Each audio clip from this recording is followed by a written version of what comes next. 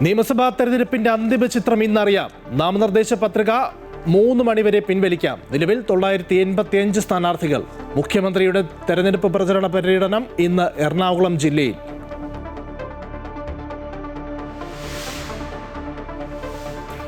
അധിക്ഷേപ പരാമർശത്തിൽ നിയമ നടപടിക്കൊരുങ്ങി യു പ്രതിഭ MLA. തെരഞ്ഞെടുപ്പ് കമ്മീഷനിലും പോലീസിനും പരാതി നൽകും.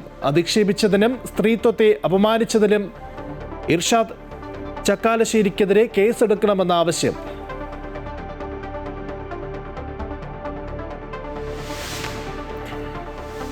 ശബരിമല സ്വർണ്ണക്കൊള്ള കേസിൽ SIT ഇന്ന് വീണ്ടും ഹൈക്കോടതിയിൽ. ഇതുവരെയുള്ള റിപ്പോർട്ട് കോടതിയിൽ സമർപ്പിക്കും. ശാസ്ത്രീയ പരിശോധനാ ഫലം ലഭിക്കാത്തതിനാൽ അന്തിമ റിപ്പോർട്ട് തെരഞ്ഞെടുപ്പിന് മുൻപ് സമർപ്പിച്ചേക്കില്ല.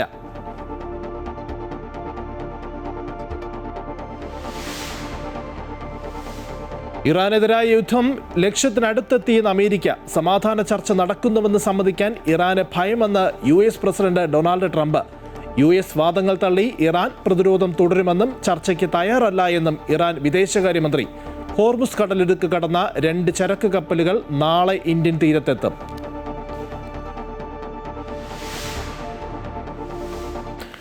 പ്രശസ്ത നടനും സംവിധായകനുമായ EA രാജേന്ദ്രൻ അന്തരിച്ചു. അന്ത്യം കൊല്ലം പട്ടത്താനത്തെ വസതിയിൽ അസുഖബാധിതനായി ചികിത്സയിലായിരുന്നു. സംസ്കാരം നാളെ തൃശൂർ തൃത്തല്ലൂരിൽ.